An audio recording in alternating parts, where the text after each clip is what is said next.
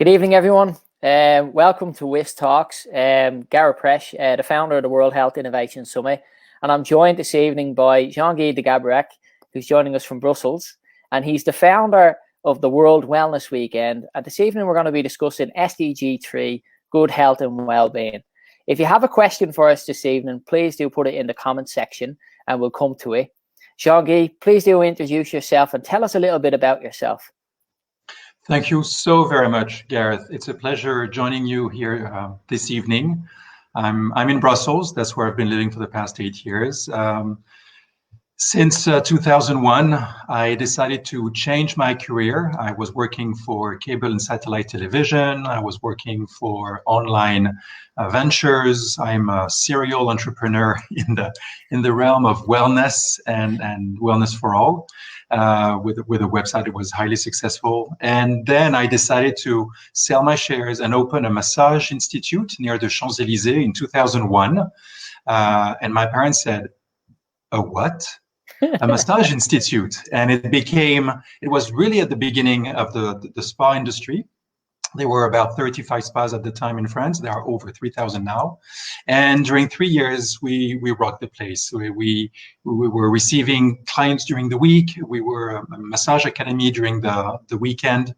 And after 3 years, I really realized that being the operator of that wellness and spa institute and academy was a great start, but I really wanted to travel the world. I wanted to learn new experiences, new ways of healing the body, healing the mind, and meeting masters around the world. So I traveled, I learned, and then I was asked to join a few conferences as an educator, as a consultant. I started working for hotel hospitality brands, cosmetic brands, and then I was asked to organize conferences, and that's what I've been doing for the past 6 years with Professional Beauty, the World Spa and Wellness Convention. And in London, in Dubai, in Phuket, sharing best practices, having sometimes 30, 40 speakers from around the world. And that's when, in 2017, I decided to put all of this network together, all of those goodwills together in the World Wellness Weekend. And this is what we're going to talk about, especially in the light of the 17 SDGs, and one that is very dear to your heart and mind, SDG 3, good health and well-being for all. Absolutely. I'm really looking forward to this conversation this evening, particularly to see how the wellness sector can contribute positively to the SDGs. I think there's a huge gap there in the market. From your perspective, tell us what drives you for the World Wellness Weekend, because, you know, you're constantly on it, and tell us a little bit of history about, you know, your milestones, what you've achieved up to this point. Tell us about this amazing ambassador network that you have as well. I'm really excited to hear what they do. So let's get into the conversation. Absolutely. So many questions, and hopefully I'll be able to answer all of your questions, and maybe also some of the questions that the people listening and attending from around the world will want to ask. So milestones it is, because it's not just about wanting to do good or doing well. It's about the ripple effect that we actually do and the metrics that we achieve. So 2017, in March, I decided to get a group of people around and say, let's give ourselves 6 months to launch an event, first in France and Belgium. We need to start from somewhere, and then let's grow, with the vision of this being a World Wellness Weekend. So we started in France and Belgium. We had over 150 venues participating over a course of 1 weekend, and they opened their doors, they organized workshops, they really wanted to showcase their talent, their expertise, and share that with their staff first, with their locals second, and hopefully also with guests or clients or people who could travel from afar and decide to stay 1 night or 2 nights at those places where there would be great activities. We caught the attention of the media. We had about 45 mentions in press, local press, national press, some radio, no TV on that time. Year 2, we grew from 2 countries to 88, very fast. It went like, it really, the enthusiasm was really contagious. And we grew from 150 venues to over 600. That's when, from 45 publications, we reached over 230, and we reached over 1 million people through those mentions in the media. Last year, for the 3rd edition, we were that close of reaching the symbolic milestone of 100 countries. We only were celebrating 98 countries. And there were 2,356 venues participating. Why mention 2,356 and not over 2,000 or close to 2,500? Because each and every single venue is important, and each and every single venue, sports club, hotel, resort, yoga studio, sports association, sports club is important and was an active part of reaching to their community, to their regular clients, members, but also asking for those people to come with a friend, come with your fitness partner, come with your wellness buddy. That's the name we use. And with that, we went over 450 publications, mentions in the publications, several televisions.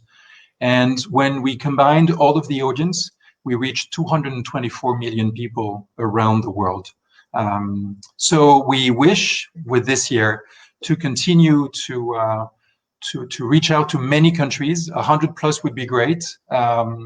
And as many venues, clubs, associations as we can.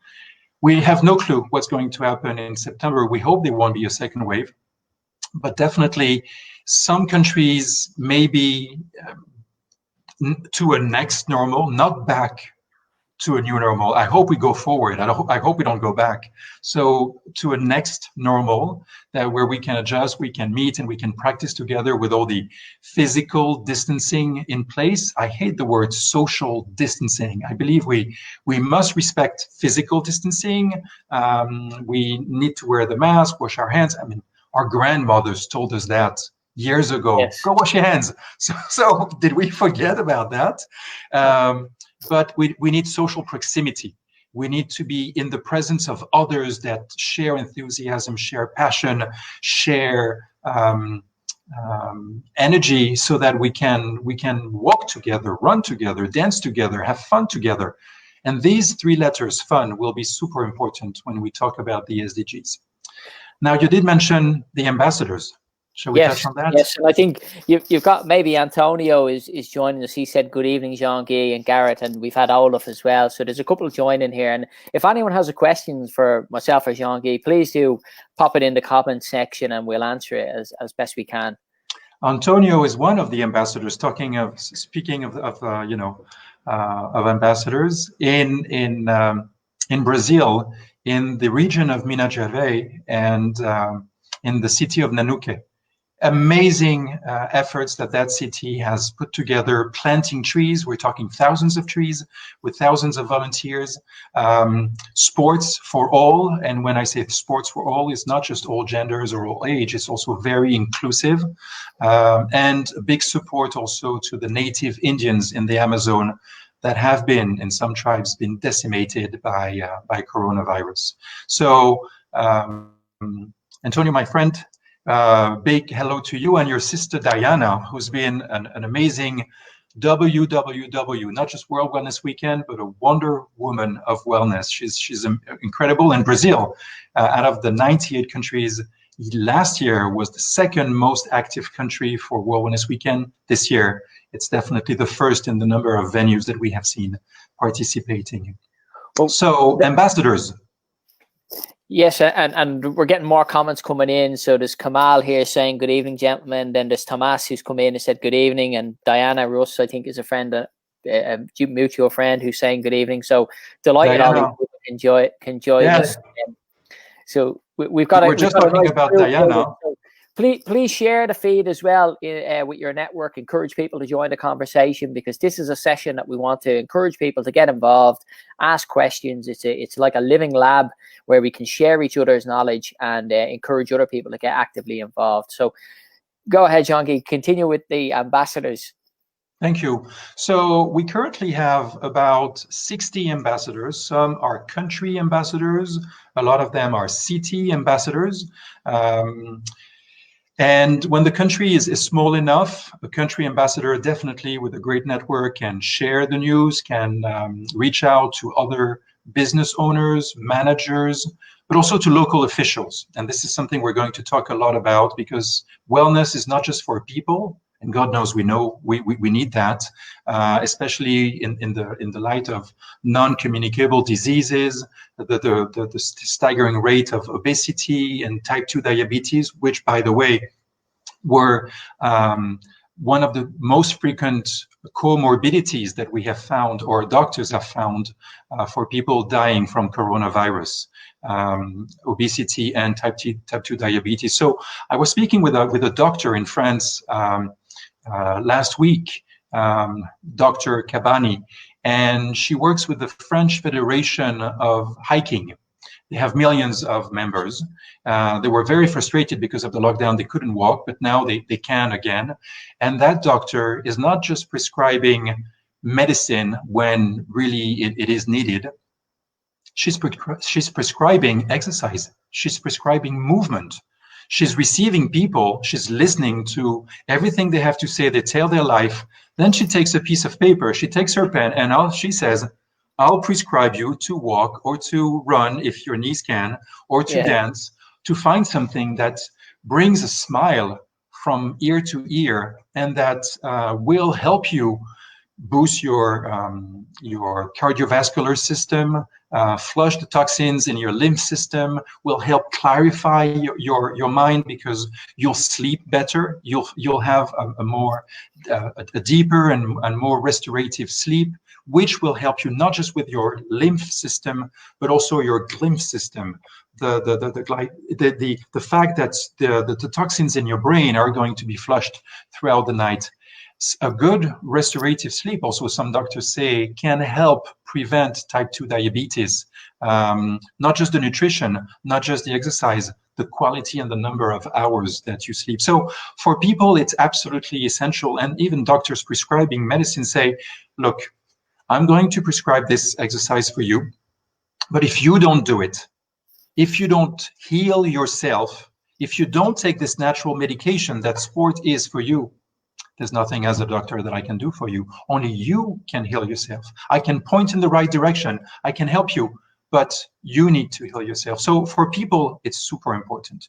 For venues, for businesses today, I believe there's not just a moral case for wellness, there's also a business case for wellness. And it's not just about selling anything to anyone, gimmicks, and say, oh yeah, wellness this, wellness that. There's a big wellness bashing right now. But the fact that spa operators, estheticians, but also fitness operators, and HRSA has done an amazing job. And they are one of the 60 associations and organizations supporting World Wellness Weekend worldwide through the fitness clubs, through the classes, through the personal trainings. They're doing a fantastic job. And Killian Fisher, if you're listening to this, amazing, kudos to you. And Christophe Anderson, also the president of the French Fitness Federation and president also of a Planet Fitness Group. Amazing job they're doing, these guys. So there is also really a business case to help people, because it's not just about seeing people once or twice, it's encouraging them to get into the habit of joining classes for the social sake of it, for the exercise of it, for the pleasure of it. I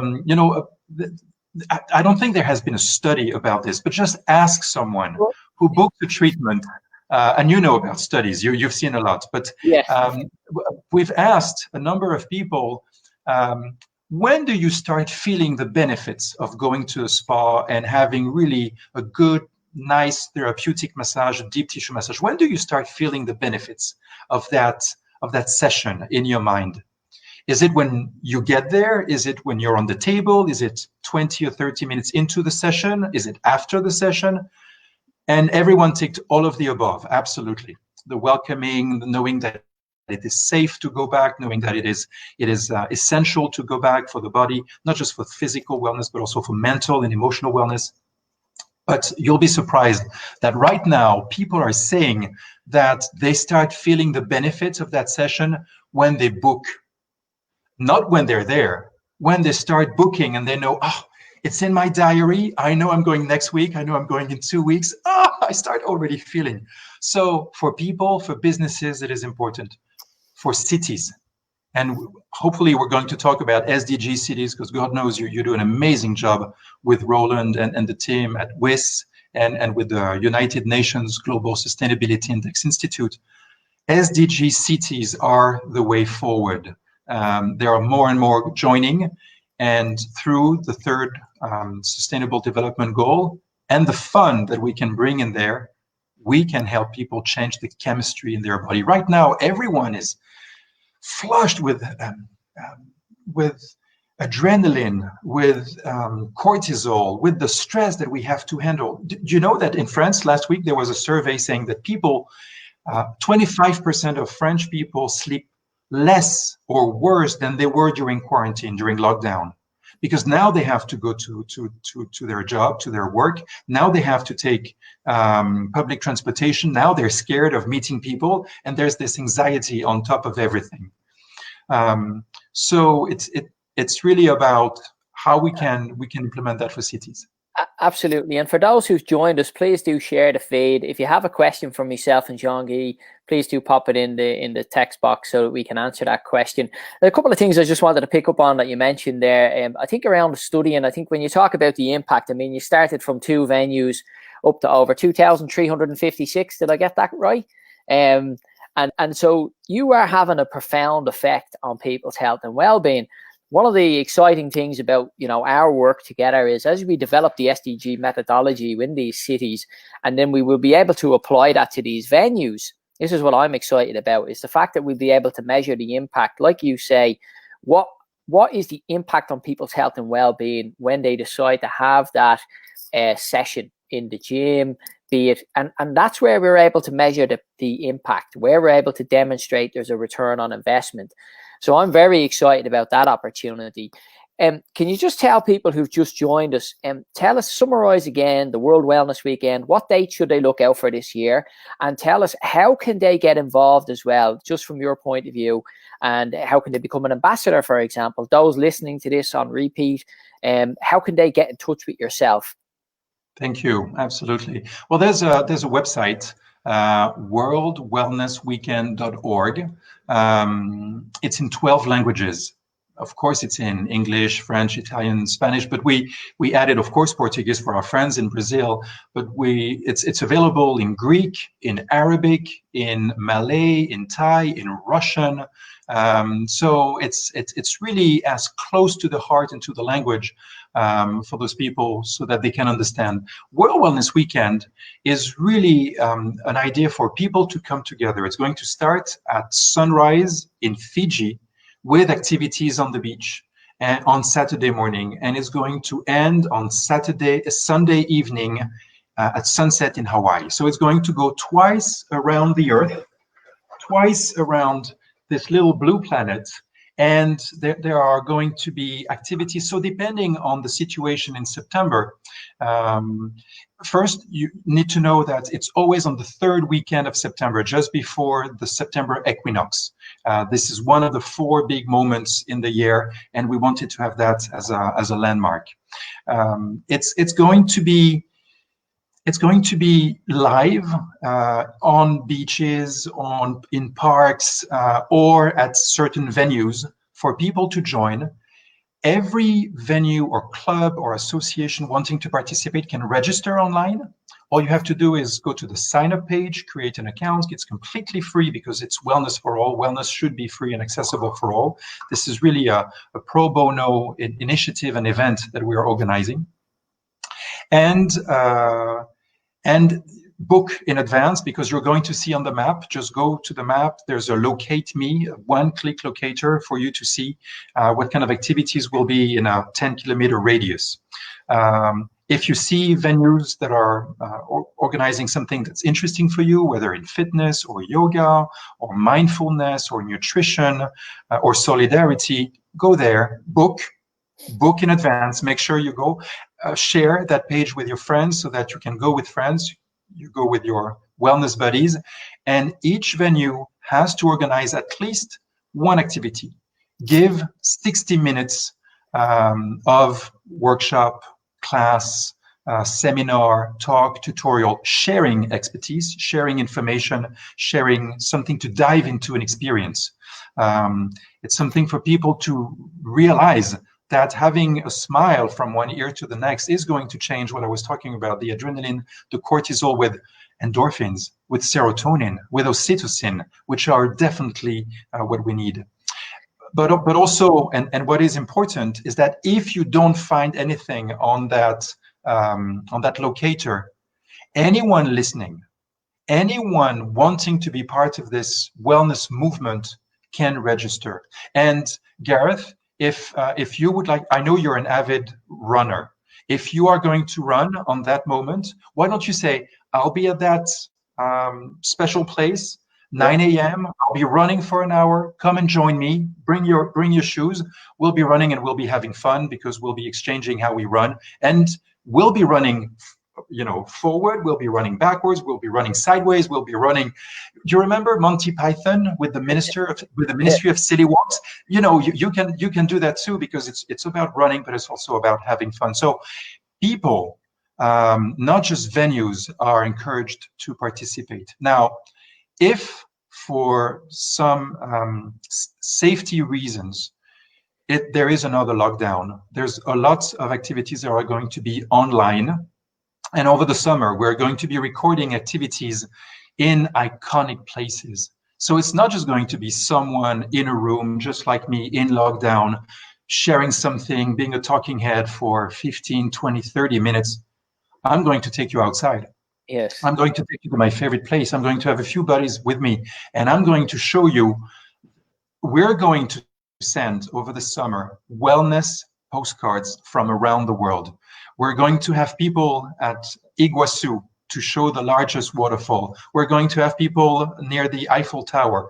We're going to have people near the Golden Gate Bridge. They're going to do things, and you're going to be seeing amazing places where you want to go, where people want to travel. When it's safe to travel again, hopefully they will want to go to those places, those cities, wellness cities, SDG cities, or they will want to go to those resorts and hotels. So any venue, any city, or anyone, show us your wellness postcard with that sign over the summer, and we'll do a great compilation. And for those countries that cannot do things with people outside or inside, we will be digital. It's such a fantastic movement. Like, it's really about getting the energy across, creating this wellness factor, getting people involved, your friends, your community. They can all join in. I love the whole concept. And you talked about the SDG cities. From your perspective, you've been involved now for the last couple of years with myself since we did the first event in Davos 2019, and then we were there earlier this year. And we also had a great session at the French ambassador's residence, which was just phenomenal. Tell me what you're looking forward to in terms of the SDG cities, because unfortunately we've had to cancel this month's SDG Champions event. We've rescheduled it until September. But we've had a discussion during the week, and we're going to look at how we can develop some projects around the World Wellness Weekend. What's your ambition? What's your vision for the next? Because we have till 2030. That's the agenda. So, I mean, it's an exciting time. It is. It's about 10 years ahead, but we have no time to lose. Zero. At the Global Wellness Summit in Singapore, where you and I were supposed to be, I was there, and unfortunately at the last minute you couldn't make that flight, but you were there in video with us. One of the speakers said, "Who in this room is passionate about what he or she does? Please raise of hand. Who is passionate?" And there were a few hands in the air, and I, of course, I held mine. And he said, "You guys are losers. You cannot be passionate nowadays if you want to grow your business forward, your mission and vision forward. You have to be obsessed. You have to be obsessed by what you do to make this contagious for others." So there's good or bad in what he says, because maybe it's a little bit extreme, but at least he's making a point. And Yes. the SDG cities, they're not just passionate about making a change in people's lives. They are resolute, not obsessed. They are resolute to go forward, because no one can be left behind. And especially in times like this, we need to be prepared. We need our immune systems to be ready. We need education to be there. We need to find a way to take care of SDG number 1, the end of poverty, and number 2, end of hunger. This is a reminder of the earth. This is also a piggy bank. And every week, when I believe or when I feel I have been practicing my yoga every morning with my cat, she's right there, she's purring, Daisy, she's a great yoga partner, and she always joins, because then she wants to attack the mat as I roll it up after, just like it would be the tail of a mouse. She's waiting for that moment. When I feel I have been practicing, when I've been really doing my best for my personal objective, I put money inside. And I'm encouraging through the Wellness Pledge people to do that, to find a wellness buddy and to put money aside in a jar or in a piggy bank or in a drawer, but at least give something back every week. It could be £1, it could be €1, it could be 5, it could be 10. It's great when it doesn't click so much and it's just a few banknotes. So, £5 here of 5, because at the end, when we open in September for the World Wellness Weekend, when I open this, whatever money is in there, I'm going to give it to a food bank, a local food bank. Since the lockdown, the number of families reaching to a local food bank because they cannot afford, because they lost their job, or because they just cannot make ends meet, has doubled. Number of families reaching out to food banks in France. So it's really about this. So SDG 1, SDG 2, SDG 3, good health and well-being for all, is absolutely important. Those SDG cities. And I believe there's the 3rd edition of the SDG booklet that you present is absolutely essential, because those cities that volunteer to be SDG cities are going to be lighthouses for the 9,000 other cities in the world. And every city that wants to implement at least 3 objectives, 2 in which they're very, very confident. They're recycling already. They're a great university town or city, so they're pretty confident that they can achieve those goals as soon as possible, hopefully before 27 or maximum 2030. But there's one objective that they have to choose where they absolutely suck at. And this is where you come with the big guns and the big guys and the PhDs, helping them and sharing best practices and having a systematic approach to empower people, to analyze what's working, to fine-tune what's not, and to have the local residents being stakeholders. So SDG cities is definitely the way forward. And what I love about SDG cities is that they have to find a partnering city. They have to partner with a city in an underdeveloped country, underprivileged city that really is going from far behind, so that no one is left behind. And for that, and everything you're doing with UNGIS II, it's amazing with Roland Schatz. Yeah, it's very exciting. I have to be honest, I'm full of I'm very grateful to Roland for giving us this opportunity. It's an amazing opportunity to have, substantial impact around the world. And, I'm really looking forward to it. There's a couple of surprises coming along the line in the next couple of weeks. We'll have some big announcements out. But we have a question in here from Olaf, and he's asking, can you confirm how to involve people with mobility disabilities for World Wellness Weekend? If you can let us know. And then we've got a couple of other guests. Michelle is from South Africa, who's just joined us. So let's take Olaf's question. Absolutely. Olaf, I highly encourage you to go to HRSA, IHRSA.org.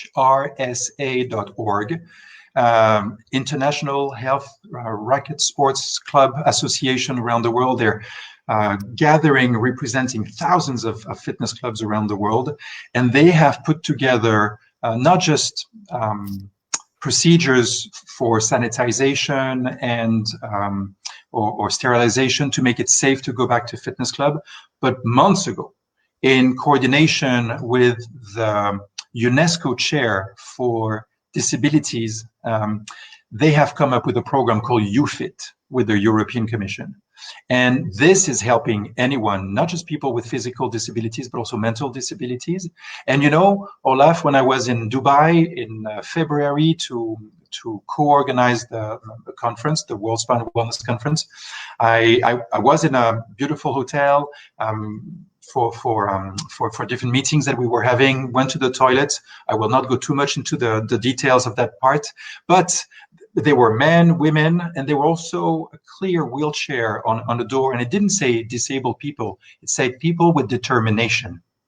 And this is what we want to open the activities for. More hotels, resorts, fitness clubs, spas should be friendly for everyone to come. And there's lots of cities also that want to be accessible for everyone, anyone, regardless of gender, of disability or age. And the activities that we're going to organize are really going to be cross-generational, people from all different kinds of walks of life. And you know what, Olaf, I believe that sometimes people with disabilities and people with a handicap, with handisport and with Paralympics.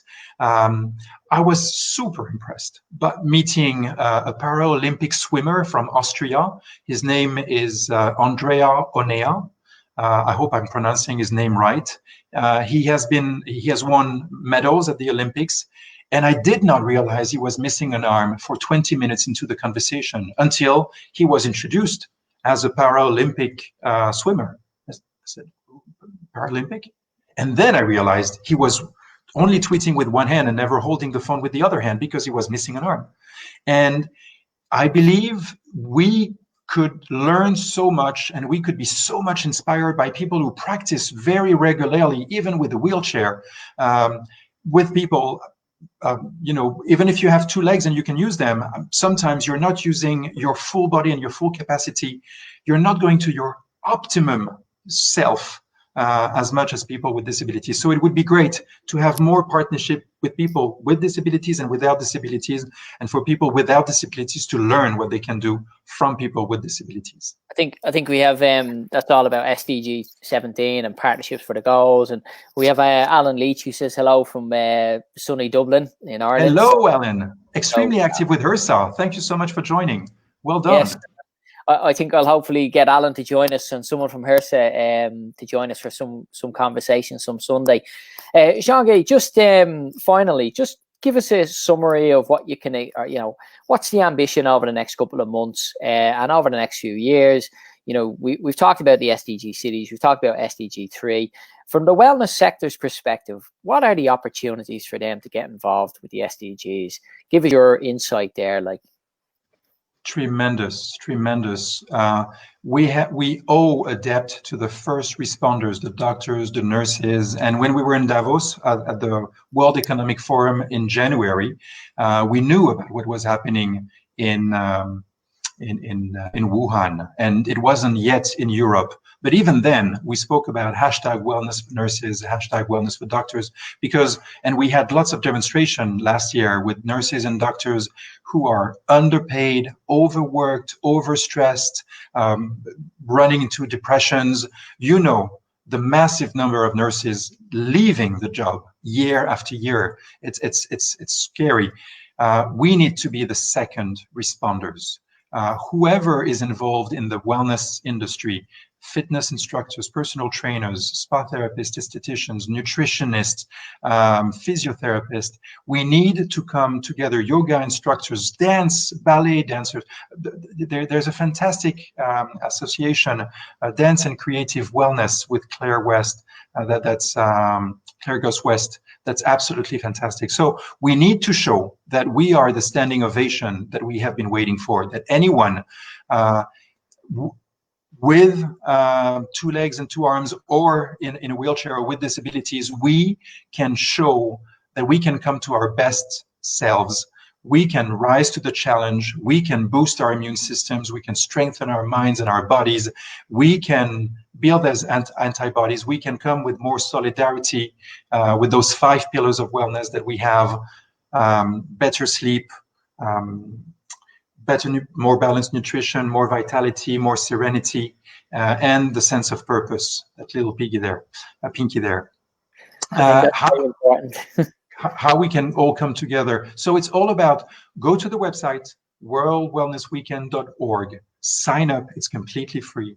Appear on the map as soon as you have filled in some details about your venue, your business, why you're going to offer 1 hour of wellness to local communities, to your regular clients, that they bring someone else, so that you spread the message, so that you share and you showcase your expertise, your enthusiasm, something new, something fresh that you can do, so that it also catches the attention of the local media. We hope to have also lots of mentions on social media and the public to showcase, not just about me, not just about the World Wellness Weekend. It doesn't matter. It's about the local people. It's a global wellness event in September. Having a magnifying glass, having a magnifying glass on those places around the world where people are doing amazing things. And if you are not a business, but if you are someone who wants to do something, or wants to rise up for the challenge and say, I care for wellness, and wellness doesn't start with me, it starts with we, then also sign up and organize something in your local town to be a wellness influencer. We can all do that. We've had Africans United is in. We have an international dancer here, so they're going to join in. So it says count us in. There's a couple of things. Did you want? You had a video earlier. Did you want to show that video to the audience? You know, there are 2 videos that I would love to share very quickly, and I'm going to share my screen right now, because there's one. You know, there's always a moment. So I sent you a request, and I can share now with audio. So got it. There we go. So here we go. And you know, there's always a moment when things click, and this is my moment. This is the why. This is from Canada, about the Heart Stroke Foundation. 2 possibilities for the same person. What will your last 10 years look like? Will you be quick enough for a game of tag with your grandchild? Strong enough to embrace every moment?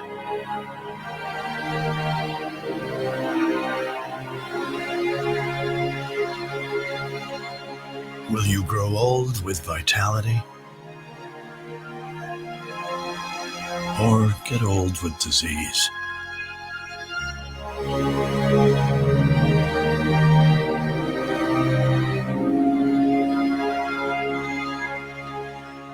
It's time to decide. The average Canadian will spend their last 10 years in sickness. Change your future at makehealthlast.ca. It's very powerful. You know, we can share statistics all day long. We can tell people why it's important to care, but sometimes a video like it just hits home. Oh, wait, give me a quick second, because maybe... Making your health last. So let me show you the second video, and this is the contribution of World Wellness Weekend. Once again, it's just 1 minute. You're the first one to see it. It's going to be released this week, and it's why we care, and it's about enthusiasm, and you're going to see a word or a verb come again and again and again, and that's let's.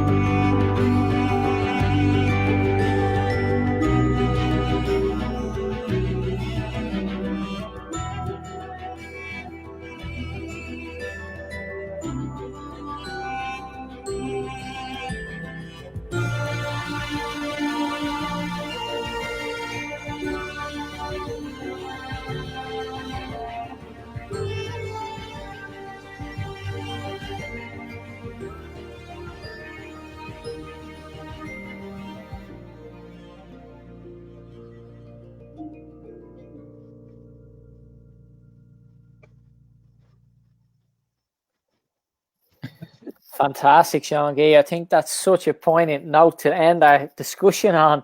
I think one of the things I wanted to mention there, all those two videos just amplify the message around SDG 3, good health and well-being.